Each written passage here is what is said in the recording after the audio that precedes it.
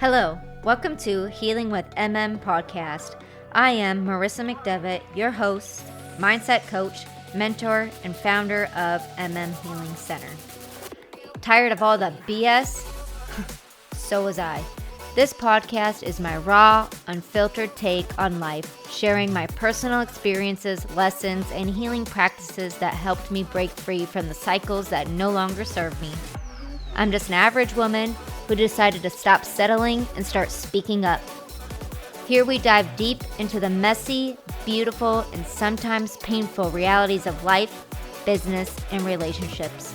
No fluff, no judgment, just real talk, real growth, and real transformation. This is a safe space for anyone, women, men, and all the beauties in between. So who's ready to raise their standards, heal, and step into their power? Let's learn, grow, and evolve together. Now tune in and let's talk about it. Addicts, Part 1. A generational pattern I refused to repeat. Addiction runs in families, not because of blood, but because of unhealed trauma. And today, I'm telling you the story of how I watched it destroy everything and how I chose differently. So before I even begin, this episode contains discussions of addiction, substance abuse, domestic violence, and childhood trauma. It may not be suitable for children or for those who are currently in a fragile mental state. So please listen with care.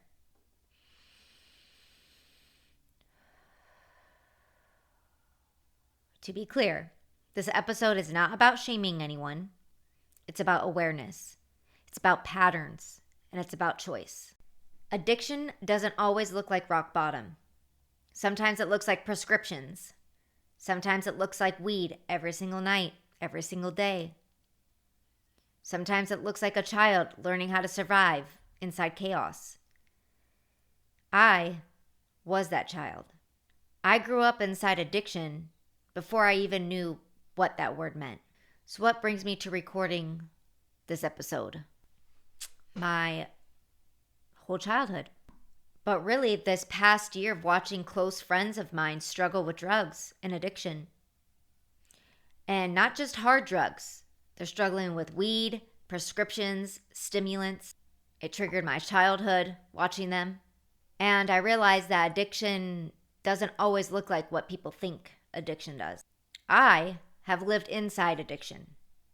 I have walked near it, and I took my own path of choosing differently. I grew up pouring wine into my mother's glass at 7 years old and secretly pouring it into the sink. This episode isn't about addiction fully. It's about survival and the generational pattern I refused to repeat. So I was born into a survival mode. For example, my mother was prescribed Xanax in her early teens. She was on depression meds, bipolar meds, trauma layered on top of trauma, heavy drinking to numb her physical and emotional abuse. She was bulimic. She had body dysmorphia. My father was an alcoholic, functioning. He loved drugs. He loved the party lifestyle. Violence was huge in our house, screaming and fighting and physical abuse between my parents. Cigarette smoke everywhere, can't escape. Again, filling my mom's wine glasses at 7-year-olds and then secretly pouring it down the drain. So again, addiction isn't just about substance. It's trauma trying to survive. All right, here we go. Let's dive into this.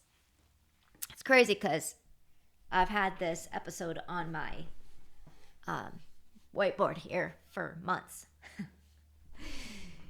And there's easier episodes for me to record that are not so triggering towards my own life, right?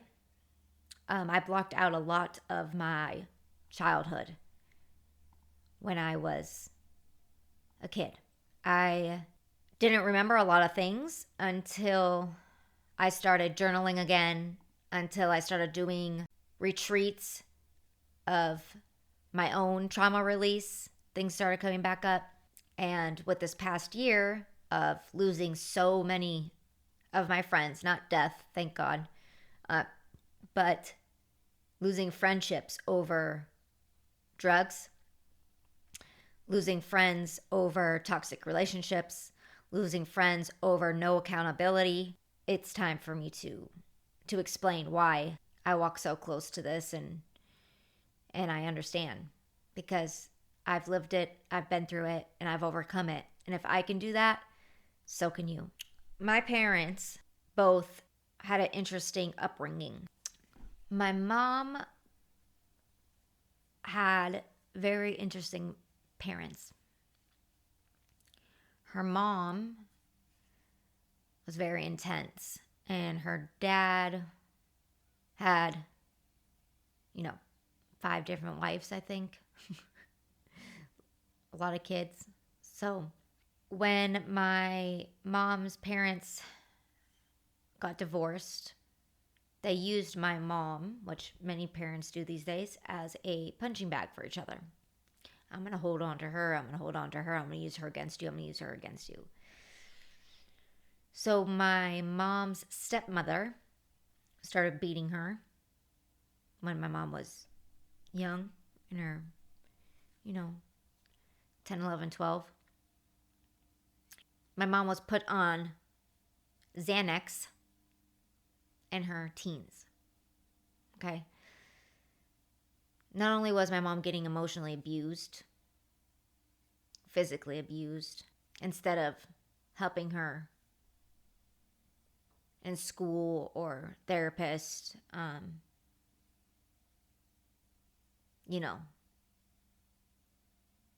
their option was to put her on Xanax.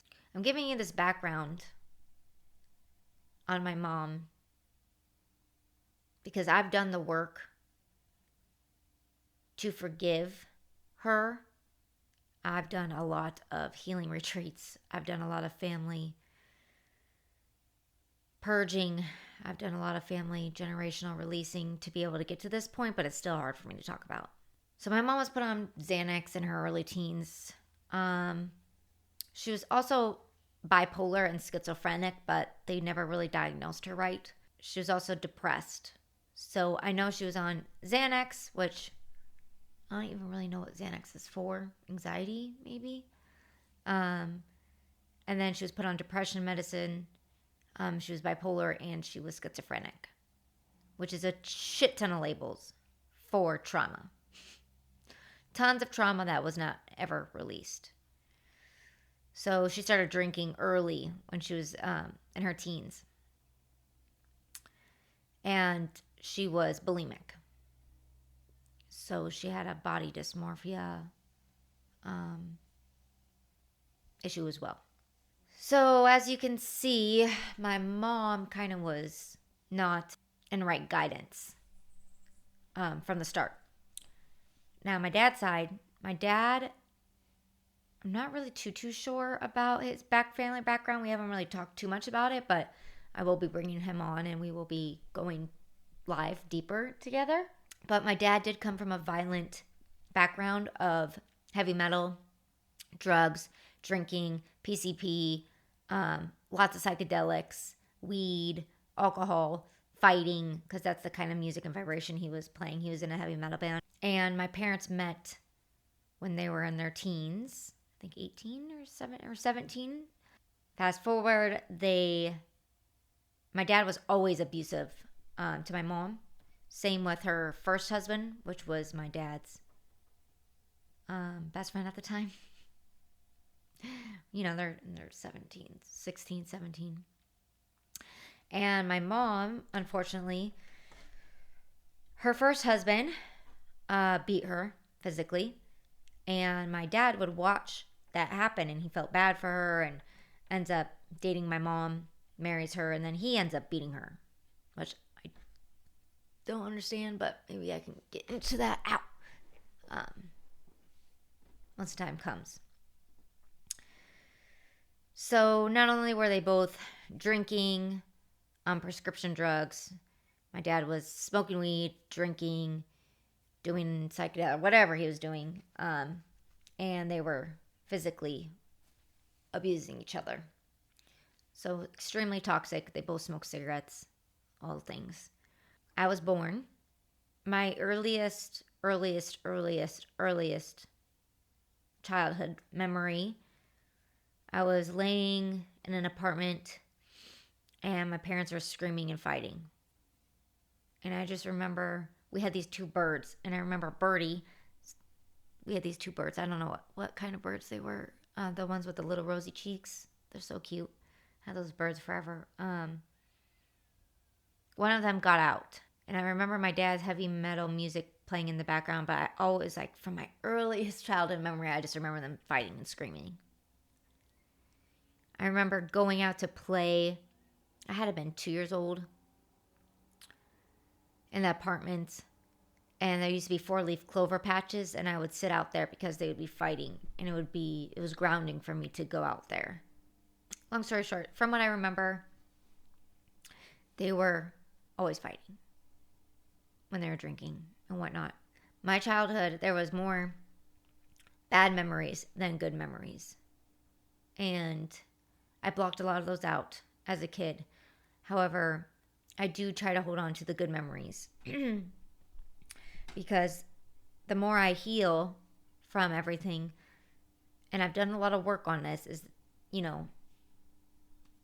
two young teenagers, two young adults trying to raise a child when they both have so much trauma, so much mental illness, so much addiction, so much alcohol and drugs and prescriptions and psychosis, and you name it, they had it, on top of trying to survive life. Of course, all this shit's gonna happen, It's a recipe for disaster.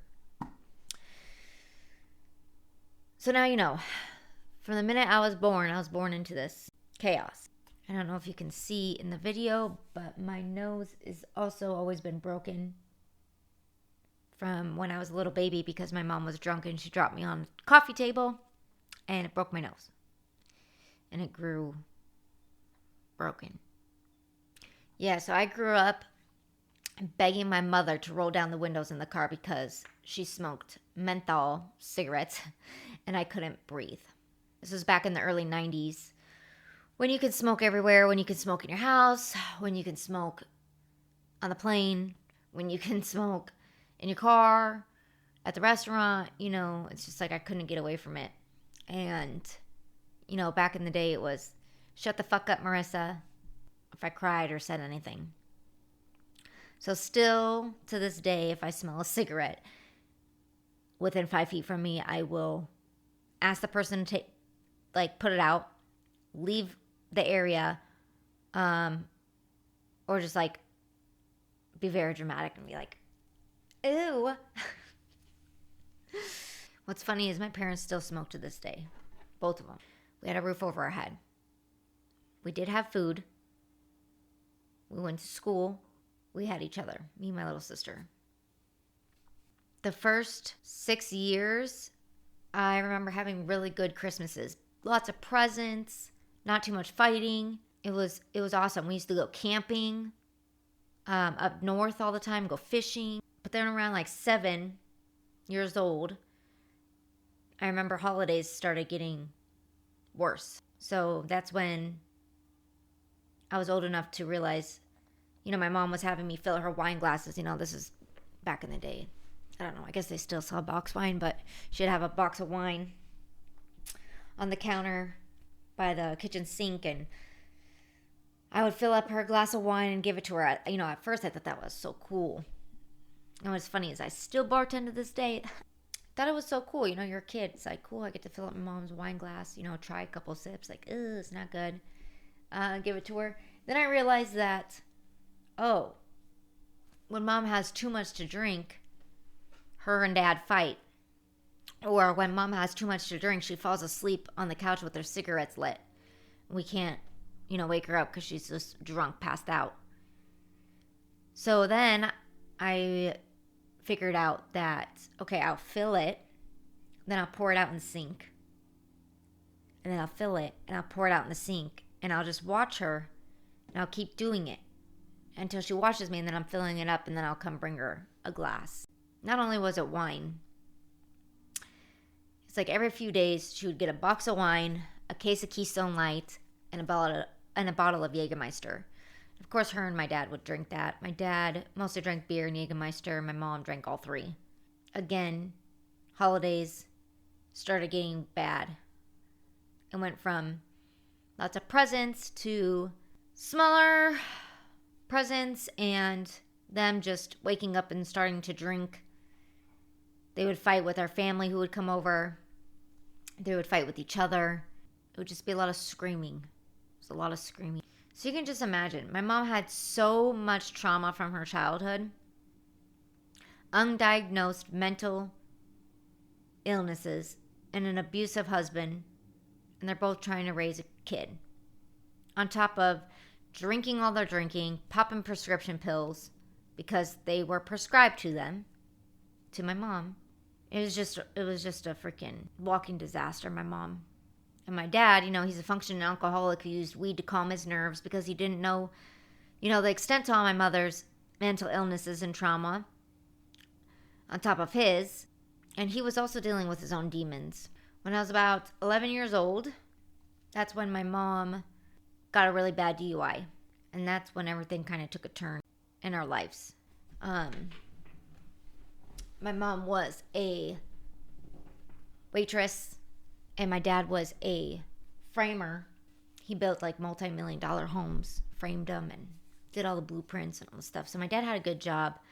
My mom was a waitress, and I remember like she would buy the food and take us to our school events and pay for our school events like cheerleading and horses and all the things. And my dad would pay for like the main bills and stuff. But when my mom got this DUI, she was drinking at work, was so drunk that she left her work, and she ran into multiple cars because she was so wasted, and drove down the road with 3 tires. So of course she was pulled over. She went to jail for a while. And then, the car was damaged. She got a breathalyzer put in the car. She was on probation. And that's when my dad had to start working more than he already was. So one, my dad was in and out of jail my whole life. So I remember calling the cops on my dad when I was 6 or 7 because he was beating my mom in front of us. And my mom would scream, call 911. So we would grab the phone. That was the house phone back then because they didn't have cell phones. And we would have to call 911. So I was probably calling the cops on my dad once or twice a month from when I was like 6 to 12. So my dad was in jail a lot. Okay, so not only was my dad in and out of jail, screaming and fighting every weekend when they would drink, then my mom loses her job, gets a breathalyzer. My dad has to start working more. And my mom, instead of getting help, she started drinking more. She started popping more pills. And she never got a job again. She just went into this extreme depression and she never went to her bedroom anymore. She slept on the couch, would talk on the phone to her friend. And it was just drinking and fighting with my dad every single day. My dad was working 7 days a week, trying to keep the house going. He would come home, he would have to clean, he would cook because my mom wasn't doing anything. I remember I was cleaning and cooking the best I could for my little sister and myself. I remember one of our last Christmases, we didn't have any money for Christmas presents, and so I went to the dollar store, and I stole money from, there was money on the counter. I don't know whose money it was, my dad's obviously. And I went to the dollar store and I got a couple gifts, and I wrapped them myself, and I put them under the tree for my sister so she would have something to open up for Christmas. Because my mom was drunk and my dad was high. So my dad is working 7 days a week, coming home, cooking, cleaning, trying to take us kids to school because my mom's not doing anything. For a while, my mom was still taking us to school, but she had a breathalyzer in her car, and she would make me and my little sister blow into the breathalyzer to keep the car running or to start the car because she couldn't stop drinking. And then that just got so bad that she couldn't even drive anymore. So my dad needed stuff to stay awake. So someone introduced him to speed, which is an amphetamine. And my dad started taking speed. And after a while, it wasn't doing enough. So someone introduced him to crystal meth. Now my mom is completely depressed, on tons of pills, drinking. My dad is extremely overwhelmed, angry, smoking meth, still working 7 days a week, but now he's tweaking. It starts to get bad. My dad starts losing his contracts for work. He still we had a place up in northern Arizona in the cabin, and we were gonna have horses and all the things, and we were on a good track, but because everything was happening and my dad started smoking meth and my mom was just trying to get him off of it, but dealing with her own things, it was so bad. He ended up losing that contract too, so we lost the cabin up north. My mom fought my dad on the meth she made a game out of it, which I didn't know that normal people didn't do this. She would hand me and my friend a hammer, and she would say, okay, this is what a meth pipe looks like. She would find a meth pipe, my dad's meth pipe, and she would say, if you see this, go around the house. If you see any, grab them, go outside and bust them with the hammer. So me and my friend would go around the house and we would find them all kinds underneath the coffee table taped, in the bathroom taped. So if you're listening to this and someone's smoking crack or meth, they probably have them taped underneath your coffee tables, underneath the bathroom, underneath in the toilet. Lift up the toilet underneath that. Like, I knew all this stuff when I was 10 years old. Well, eventually, couldn't beat him, so she joined him. And she started smoking meth. And that was it. We lost everything. I remember my dad waking me up in the middle of the night and grabbing me and taking me to the entertainment center and saying, kid, tell your mother this entertainment center is moving. Tell her it's moving. And, I would say, no, Dad, it's not moving. And it's not moving. And he would get me because he knew that I was sane. My kid's not going to lie to me. And then they would fight. And there was this one time my dad woke me up in the middle of the night. And he was plucking all his hairs out. His face, putting them on the bathroom sink. And he would say, look, they're moving. The hairs, they're moving. And after a while, it's like, how many times are you going to wake me up? So I would just say, yeah, Dad, they're moving. And then he would say, see, they're fucking moving. And freak, whatever, tweaking. I remember I would come home from school and the whole house would be torn apart. Like the blinds would be off the windows. And the house was like literally like someone ransacked it. And then the next day I would go to school and I would come home and everything was put back better than ever before. That is just meth addicts. Tweakers. Anyways, eventually we lost everything. I'm not going to get into too much of it in my childhood because still just so much crazy stuff. We lost everything. My mom started selling all my dad's stuff because she didn't have any money, and my dad was in jail for months at a time now for beating her and meth, and they were planting meth on each other and calling the cops. It got nasty. My dad got out of jail, and I just remember my bedroom window was open and came out of my bedroom into the living room, and my dad was standing there over my mother, hovering. And my mom was on the couch, passed out, drunk with her boyfriend at the time, in my dad's house with all my dad's stuff. I walked in to the living room, and my dad had a bat in his hand, and he was going to kill her. And he had it above his head, like he was going to beat her to death. Him, her, and this guy she was with. And I just looked at my dad, and my dad caught a glimpse of me standing there and turned and looked at me. And his eyes were the most evilest. They're black. He was completely demonic. Completely demonized. There was no soul in my dad's body at that point. He was possessed. And I just looked at him, and I started crying, and I just shook my head, no. Like, don't do it. And my dad looked at me, and he looked at them, and he looked at me, and he looked at them, and he looked at me. And he put the bat down, and we walked into my bedroom together, and he said, pack up your stuff. I'll be here in the morning to pick you up. And I just remember crying, and my dad climbed out my bedroom window, and I don't know where he went. But the next day, my dad came with his truck. It was like a little S10 truck, tiny truck, and he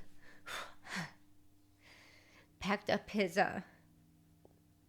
whatever tools my dad had left from my mom selling, and she's screaming, you can't be here, I'm gonna call the cops. And my dad said, kid, you got your bags packed? And I said, yep. And I was like 12, I think. 12 or 13, yeah. No, I was 12. And I said, yes, Dad. And he put my bag in the truck, and he had a little trailer, and we loaded up my little Predator 90 quad, and we drove to Wisconsin that day. And my dad quit meth that day, cold turkey. Never touched it again. And we drove from Arizona all the way to Wisconsin. And I was happy to be with my dad. My mom called the cops and said that he kidnapped me and all things. And even though I begged to be with my dad, and I told the judge and I told the police I wanted to be with my dad, they still made him bring me back to Arizona. So I had to go back to Arizona. That's when my mom kidnapped me to Texas with the same guy she was selling me to. Long story short, I ended up running away multiple times in Texas. Finally convinced them to bring me back home to Arizona. It's a whole nother fucking episode, I guess. Then I was in and out of group homes. Just straight survival mode. My mom ended up going with another guy, and everything was gone. Everything my dad ever worked for, my mom ever worked for, was gone. We lost everything. So a bunch of unhealed trauma mixed with substances creates generational destruction. Talk about a fucking shit show, eh? Woo! That was a little emotional for me. Sorry about that. This part is about my own path into addiction. And you can just imagine, everything I seen as a kid, watching my parents with being, addicts, going through what I had to go through. Clearly, I'm going to be in the same damn path as them, right? I myself started drinking heavily around 15, 16, 17 years old. I got alcohol poisoning twice before I was even 18. Oh, I smoked a lot of weed to numb all my traumas, lots of weed. Constantly living in unstable homes. I caught a felony before I was 18. Started doing psychedelics at 19. Eventually, after all the bullshit went down, my dad was able to fight for me and got a lawyer and was able to fight for me to get back to Wisconsin with him. Especially after they found out my mom was selling me and all the fucking things, and I wasn't even in school. Fast forward, I moved with my dad, happy, but full of shit. Holy moly, I was full of shit. I was full of trauma. Tons of trauma. Didn't know how to release it. Anger, trauma, just a fucking hot-headed teenager kid. And my dad was barely surviving, was clean off drugs, but drinking heavily and just working every day. He didn't know what to do. He was trying. He also didn't know how to release his emotions or all of the things. So in Wisconsin, you're allowed to drink with your parents at the bar before they're 18. I know, it's bizarre, right? It's so much fun. So I remember going to the bar with my dad every week. Every Sunday, we would go watch the Packer games. I learned how to drive stick shift to pick my dad up from the bar because my dad couldn't drive home because he was drunk. So I would, he taught me how to drive stick shift on the way home from the bar because he was drunk and he couldn't drive. We're just a freaking family full of drama. Yeah.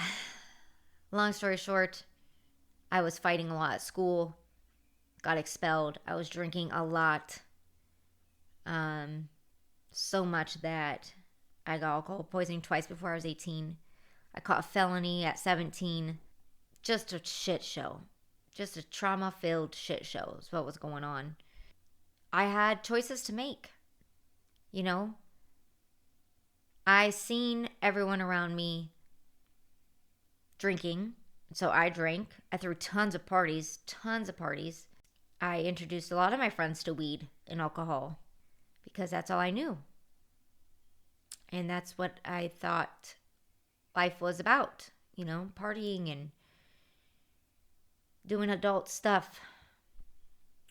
Not going to school, or going to school and skipping school, or going to school and drinking all night. And then, it was just a shit show. My dad, he was surviving. He didn't know how to handle a teenager kid, let alone freaking his own shit. I don't know who it was, but luckily I was introduced to psychedelics. And I always wanted to take mushrooms. And I remember I bought them off a friend, and I came home, and I was living with my friend, and 2/8 of mushrooms. I split them up, and I put the orange juice in a glass next to the side. I put the movie Avatar on, and I called my girlfriend that I was living with, my best friend. I said, "We're going to do mushrooms when you get home tonight." She's like, "I have to work tomorrow." I'm like, "Don't worry, they'll be wear off in a few hours." Yeah, that wasn't the case. Talk about a hot mess. The psychedelics, this is the beautiful thing about psychedelics. It's a tool.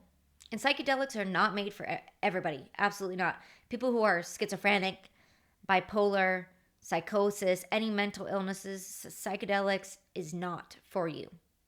There are centers, there are resources and actual centers that you can go to that they do microdosing psychedelics and MDMA and ketamine to help people with trauma and mental illnesses, but that is in a setting watched with specific doctors and all the things. So everything I'm telling you, I do not recommend you doing unless you do it with a doctor, because I'm not a doctor. This is just my life experience and how I healed my own trauma and my own addictions. That's not saying go out and do this stuff, okay? Because this is not for everyone. When I was younger, I thought psychedelics was the answer. I thought everyone should do it. Doesn't matter if you have an illness. I was like, you have a mental illness, you need to do the psychedelics. That's not the case. Okay, I've done this for many, many, many years, and I've watched people who have had mental illnesses try psychedelics and go to where they can't return. So please understand that. For me, psychedelics brought me into my spiritual awakening, okay? Psychedelics made me sit back and look at my whole life, day to day, chapter to chapter, all right?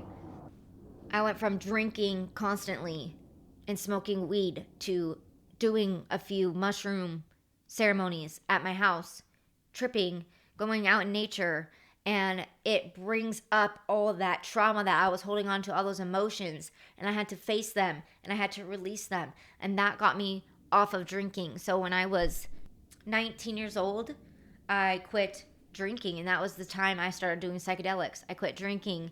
I met my first love of my life, boyfriend. I wanted to be a better person for him. I wanted to be a better person for myself. So I started getting into fitness, and I started detoxing, and I started rebuilding my life. All right. I slowly reduced the substances. Like, I quit drinking, but I was still smoking a lot of weed, and I was doing mushrooms quite often, maybe a few times a month. I was definitely doing MDMA a few times a month as well, which is called Molly. That really started to help me release, open up, and evolve into the person I am today. So the psychedelics made me face my emotions that I didn't want to face, that made me see the world in a different perspective. It made me really look inside myself instead of blaming everything else around me, right? All this anger and all the things. It taught me to take accountability for within myself, my actions. And when I started doing MDMA and ecstasy, that is a beautiful, heart-opening medicine. And that helped me so much. It also helped my dad, which will be another episode. But it helped me open my heart again when I was so closed off because I was so hurt and I was so full of trauma from my childhood and upbringing. And I started going to music festivals, and Plur, Peace, Love, Unity, Respect was huge back in the 90s, all the Candies kids, and that's what we used to do in early 2000s. And from there, you know, it's only been an up and an up and an up and an up. It took a lot of watching people around me destroy their lives on drugs. It's for me to not take that path, which I was this close to taking that path, right? Luckily, I had so much of an awareness that I never touched cocaine in my entire life. I've never done crack. I've never done meth. I've never done any hard drugs like that. I've only done psychedelics. I've only done MDMA and ecstasy and weed, you know, and I quit smoking weed at like 22, 21 years old. I quit drinking heavily at 20.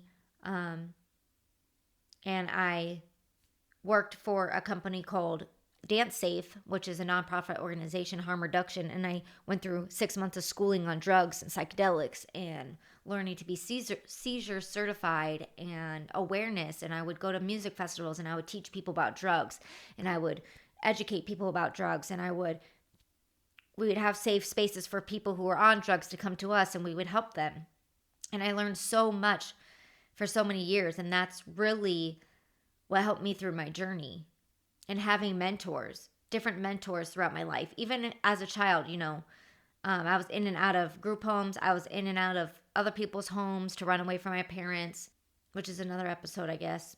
This all ties into like there was so many opportunities for me to do cocaine, for me to smoke the crack pipe, watching everybody else smoke the crack, for, you know, choosing heroin. There was friends that were on heroin. There was friends that were snorting pills. You know, I didn't do any of that because I knew what a meth pipe looked like. I knew what a crack pipe looked like. I knew what pills were because my mom were on them. Okay, so I had this knowledge at a very young age. And even though I was a train wreck as a teenager kid and I was drinking and doing, you know, weed, I still knew what drugs to do and what drugs not to do. And that is one thing I love my dad for as well, is because even when I was a shit show as a kid, he always says, don't do meth, don't do crack, don't do whatever. Because he's like, I've been through that and you know what happened, kid. You know? So I didn't escape addiction because I was stronger. I escaped because I was aware. I became aware of the different types of what was going on. Okay? So the hard truth about acceptable drugs, like being dependent on weed, being prescribed to pills, street versions of the pills.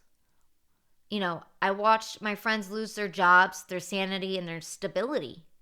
I'm watching good people lose themselves all the time. I have tried to help so many people get off hard drugs. I've helped people detox from pills. I've helped people get off hard drugs. Some I could help and some I couldn't. Watching people's personalities changed constantly. Why do people smoke weed? Some might say, oh, because they have pain. But that's true, right? Medical marijuana, medical marijuana. Absolutely. So you don't have to take the hydrocodones and the oxycontins and all the things. But other people smoke weed to what? Calm themselves down. Get out of their head, relax. They had a long day at work. They need to smoke some weed. What I see all around me is people use weed to block out their emotions. People use weed to escape. People use weed as a complete dependency. Let me give you an example here first. Myself. Why did I start smoking weed at 12? I started smoking weed at 12, one, because I thought it was cool. Okay, everybody, if anybody's smoking weed when they're younger, it's because they think it's cool. All right, because, also I was best friends with the cartel kids, so they got an abundance amount of weed, and that's why I learned how to smoke it, roll it, sell it when I was 12. Why did I start smoking weed? I smoked weed, one, I thought it was cool. Two, I realized, wow, if I smoke weed, I forget about all the problems going on in my life. I forget about my mom and dad fighting. I forget about the guy my mom's selling me to. I forget about the stress I'm living in. I'm just going to go smoke some weed at the park and chill. I'm escaping. I'm chill. Right?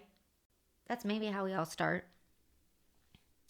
I started smoking weed when I quit drinking. When I quit drinking, I needed something. So I started smoking weed. Why was I drinking all the time? To escape. To escape my emotions, my feelings, stress, to relax.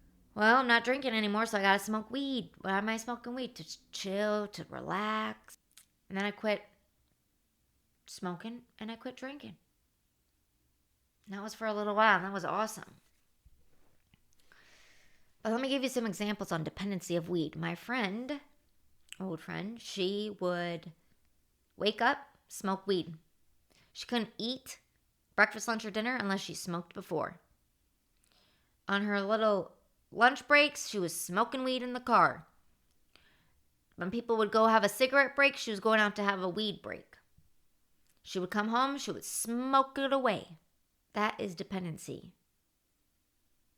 I know people who wake up and they smoke weed, they go to work, they come home, they smoke weed, and they don't even talk to each other. All they do is sit in the garage and smoke weed and watch entertainment on TV. They don't even have conversations. Prescriptions. Adderall. Do you guys know what Adderall is? We're going to get into that soon in the next episode. But it's an amphetamine, you guys. It's speed. Adderall is an amphetamine. And the fact that it's prescribed to all these kids at 12 years old, 8 years old even, is insanity. Hydrocodones, oxycontins, all those things are prescribed. I don't even know what the hell they prescribe them to you for, like oxycontins. I don't know what those are prescribed to you for, but my ex, who I was with for 4 years, he was addicted to smoking oxycontins. I didn't even know you could do that. You can. He learned how to do that in Hawaii when he lived in Hawaii because everybody was smoking meth. But the guys he was living with were smoking oxycontins. So when I met him, he was addicted to cocaine, smoking oxys, and he smoked 2 packs of cigarettes a day. Yeah, I stopped that right away. I got him off the cigarettes, got him onto vaping. 2 packs of cigarettes a day. Like, what the front door? Talk about my freaking parents. The cocaine was a little bit hard, but eventually he got off the cocaine, and he never touched pills when he was with me because that was an absolute no. Street versions. So even for myself, right, I started using Adderall here and there. And when we went to Mexico, we bought Adderall from the pharmacy because you can buy Adderall from the pharmacy. That is not Adderall, you guys. I don't even know what that is, okay? That made me feel really weird, so I quit taking it.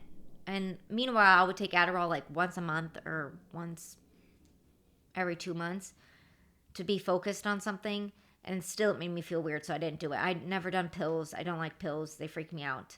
But when you're prescribed this stuff from the doctor, like my mom, Xanax, and bipolar medicine and all the things, you think it's okay because the doctor prescribed. Addiction doesn't care how you start. It only cares that you keep escaping yourself. For some people, medications is necessary and life-saving. But when trauma is untreated, substances can become coping mechanisms instead of support tools. Psychedelics. My truth on psychedelics. So they helped me process tons of trauma. Tons. Still to this day, if I take psychedelics, which is a few times a year, I still am releasing and seeing trauma from generations. They opened emotional awareness within myself. But again, they're not for everyone. Another thing about psychedelics. I do not believe that you need substances to heal. So all of this episode, please do not take away like, oh my God, I gotta go do psychedelics, or oh my God, I gotta do this. You don't need anything to heal from your traumas. There are so many other ways without drugs to heal and do work to heal your traumas, and we're going to talk about it. So again, what healed me wasn't the substance. It was the awareness it forced me to face. We are entering a time where consciousness is rising. Healing is accessible. Therapy, coaching, breath work, somatic work. We have all of our tools our parents didn't have. This generation doesn't have to numb to survive like we had to. So addiction is trauma. Addiction is avoidance. Addiction is pain with language. You are not your parents. You are not doomed by your bloodline. And you can break the cycles like I have. So if you are listening and you are using substances to cope, I see you. If you're watching someone you love disappear into addiction, I see you. You are not powerless, but you cannot heal someone who refuses to look at themselves. So part 2 will be all about loving someone who doesn't want to be helped. If this episode resonated with you, you do not have to heal alone. Inside my soul alignment coaching containers, we work on emotional regulation, breaking generational cycles, rewiring survival patterns, somatic and spiritual healing, conscious decision making. So you can apply for my one-on-one mentorship, which is a 90-day program. You can join my 6-month soul alignment program, which is launching in a few weeks. And all of this will be in a link in the bio. Healing is not about perfection. It's about awareness. If this episode moved you, share it with someone who needs to hear it. Leave a review. Drop it in the comments. Comment below. Break the cycle if you're ready to choose differently like I have.